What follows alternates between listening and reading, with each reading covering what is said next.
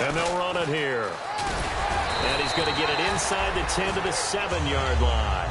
A nice run there, 9 yards, and it'll be second down. This drive is turning into an extended one, and the guy carrying the ball, he's becoming more like a body blows guy. Every carry is putting some damage on the defense. So after a while, I'm not too sure how many guys are going to want to run up and tackle him. Here we go now. Detroit! Detroit! All right, here we go. And to give this time to the tailback. And for one of the first times tonight, he's going to be held up at the line of scrimmage. And they'll lose a yard that time, and that's going to lead to a third down.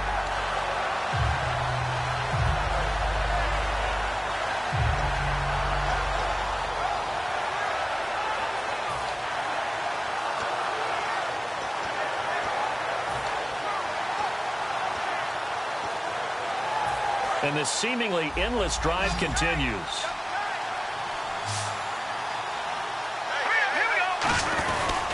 And they'll try the ground game here with the running back. Call it no gain that time, and they're going to be left looking up at a 4th and 1. And that's one of the few times they've been able to contain him. He's had a heck of a game, and maybe he's getting a little bit tired from how many times he's carried the ball. But I always think back to what all those old coaches say. The ball's not that heavy. Keep carrying it, kid. And Hopkins' kick is good.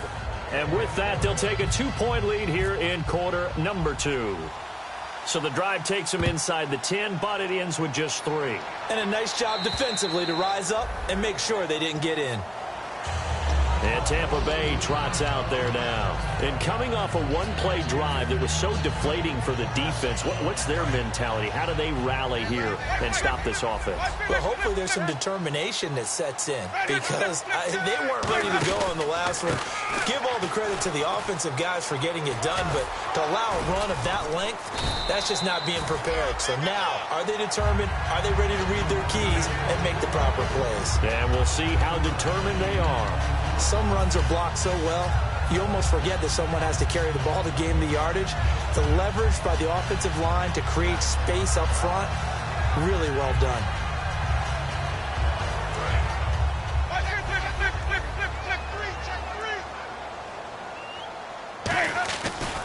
And they'll go ground game here with a tailback. And he went nowhere. He'll lose yardage back to the 29. So he loses 3 yards there. Now third down. And the offense there, the O-line, everybody really on offense, they were just manhandled at the point of attack. Yeah, you could pretty much call them all out, couldn't you? Almost by name, right? That was a very tough sequence for the offensive line. But how about that defensive front creating a new line of scrimmage and creating a lost yardage possibility? 1 receiver left, 3 to the right. On third down, Winston. Throws right side, and that's complete. A good pickup there of 20 yards. He's such a good route runner. Shows it there on third down. Very proficient and a good pass. And you know what I've observed over the years in the NFL? The better a route runner you are, the more confidence your guy's going to have in you to go to you in important times because he can trust you being in the right spot, and they connected there and picked up a first down. That's going to go as a loss of a yard, and it'll be second down. Well, there they went blitz defensively, Charles, and things were paved well coming from the linebacker position. I love the way that you described it, paved well. Oftentimes, the guy who gets home on the blitz, he's going to get all the credit. But his teammates did all the dirty work, right? They ran into people on purpose. They sometimes tugged on jerseys to hold linemen to create space and gaps. And that play finished off really, really well. Well-conceived, well-designed, and even better executed. Timing is crucial in any route thrown, but when you throw an out, so many things are going through the mind of the receiver. Catching the ball, timing it up with the quarterback. Are my feet going to get down inbounds? On that play, all those things going through his head might have caused him to drop it. 3rd and 11, and some extra depth to the secondary here. They're in the dime. Winston from the gun on third down. And did he get the feet down? No, they'll say he did not. It's incomplete.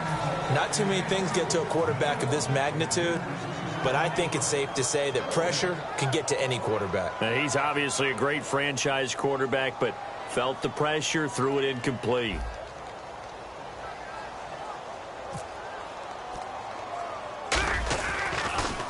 Oh, it's a wobbler here.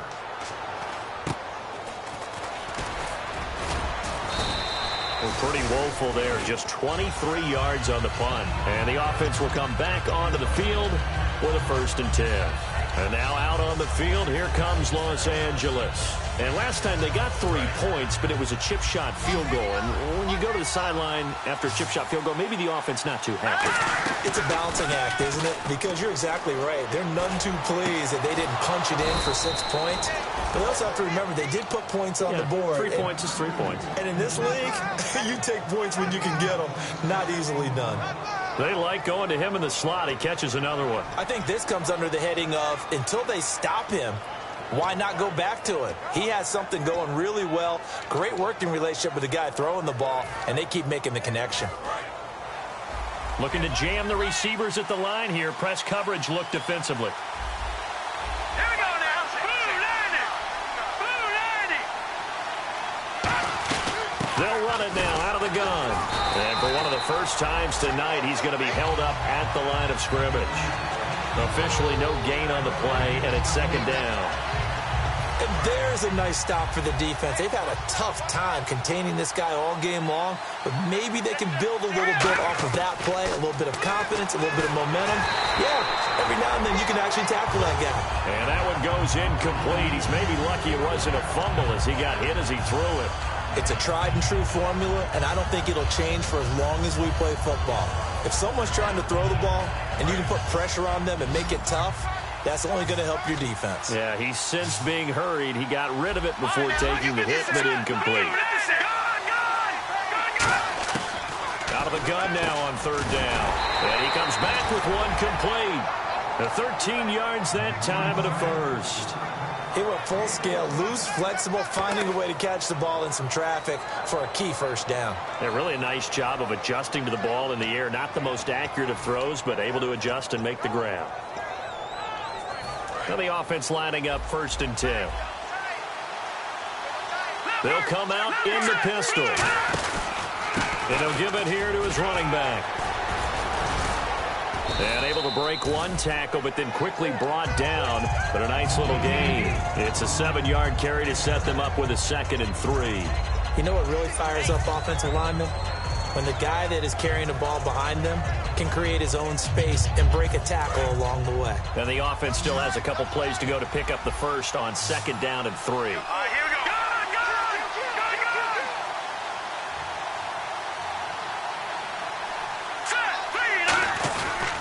And they'll go on the ground. And he'll take this inside the 20 and down to the 18. Call it a gain of 3, but not enough to move the sticks. It'll be 3rd and about a foot or 2. We always like to talk about defense in terms of levels. 1st level defensive line, 2nd level linebackers, 3rd level defensive backs. On that run, that was what we call a 1st level run, and it was stopped by a 2nd level player. Brief break in the action here. We'll come back to Tampa after this timeout.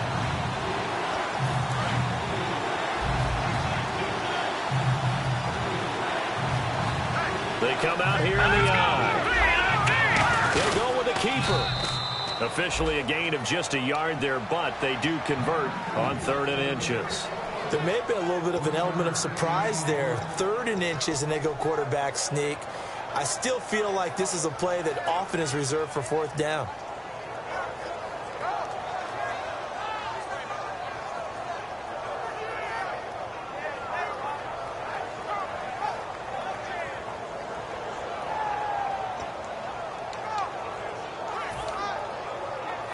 Offense comes to the line now, 1st and 10. Here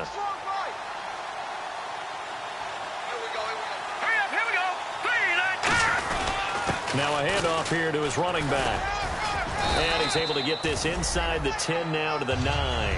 A good run there on 1st down, and it'll leave him with a 2nd and 2.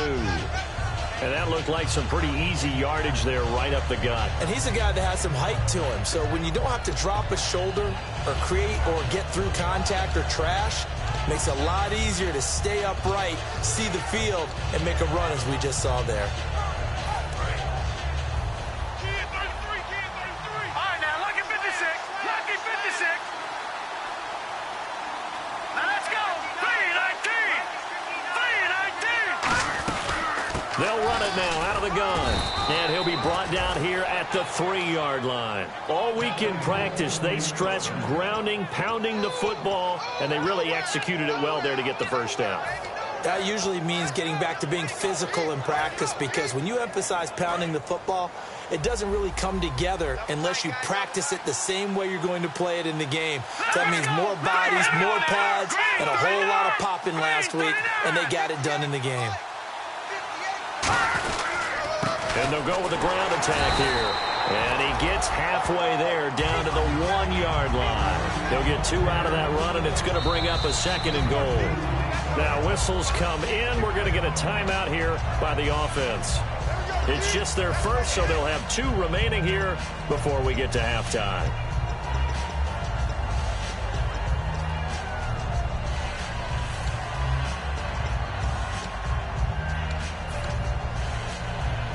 And the offense readies for play number 10 of this series. And now here's a sneak, maybe looking to run a little time. They hold him again, and now all of a sudden it's 3rd and goal at the 1. Now hold everything here. We're going to get a timeout by the offense. So that means they're down to 1 remaining here as we head toward halftime.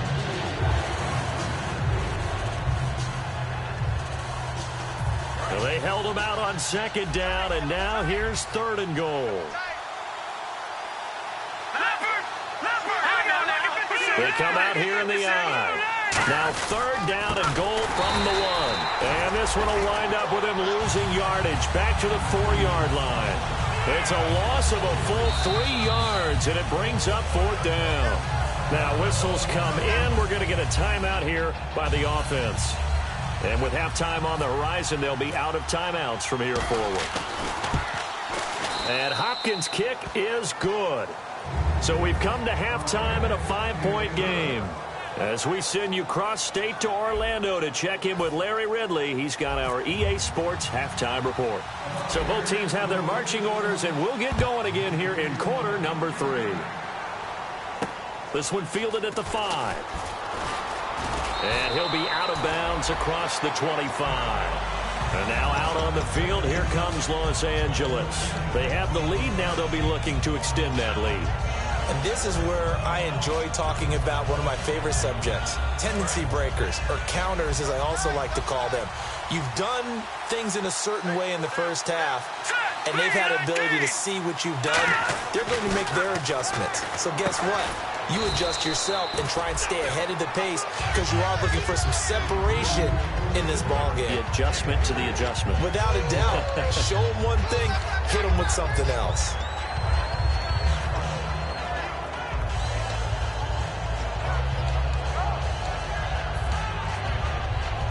So they complete the pass, and now they face a 2nd down. From the shotgun, he'll look to throw. Looking left side, and it's complete. And able to get this one across the 45 before he's brought down. They give him 17 yards that time, as that'll move the chains. Really nice little connection there. They go with the corner route, and it works out well. And the best way to set up the corner route is to throw slants throughout the ball game, so that when you're able to get back outside, the defender has to respect the inside game. So the offense has it 1st and 10.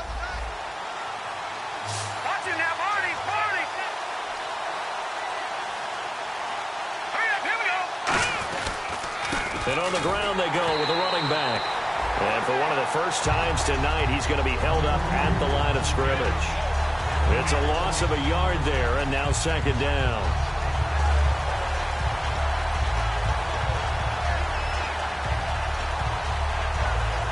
And the offense behind the chains here, a touch on 2nd and 11.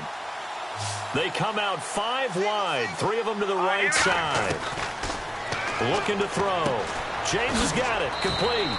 And he'll take it down shy of the 45 at the 46. It's a gain of 9 yards. And they're going to have a 3rd down. And there's another completion to the tight end. And let's face it, it is hard to overthrow a 6'6" target. It is indeed. Quarterbacks like their speed guys. They like that huge 6'6" target that they've got in him. They really do, and it reminds me of what one great tight end told me once. He told his quarterback, just make sure you throw it up there. You know, kind of like put up on the top shelf where the kids can't get it.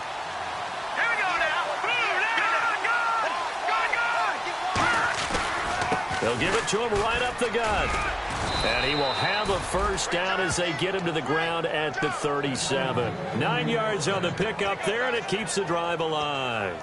I don't know about you, but that almost felt like old-time football there. 3rd and 2 is not necessarily just a running down anymore. A lot of times they want to throw the ball.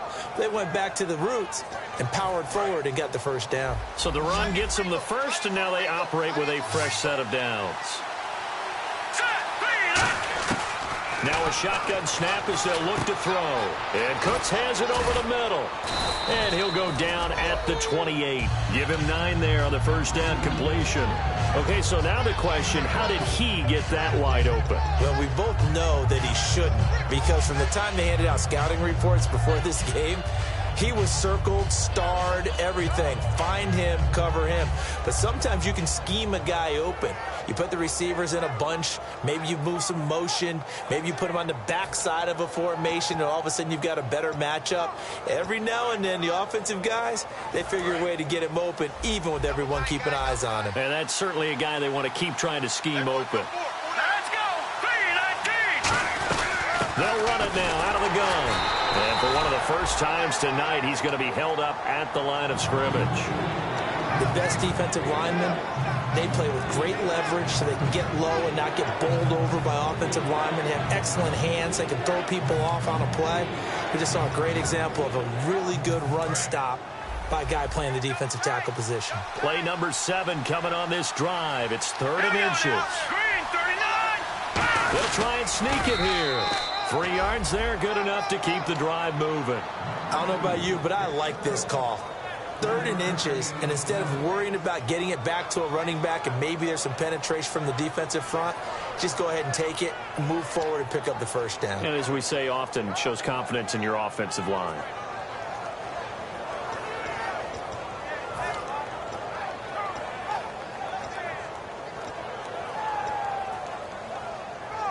And the 8th play on this drive coming up.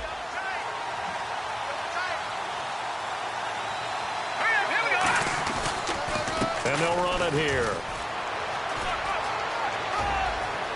And he'll take it into the end zone for a touchdown.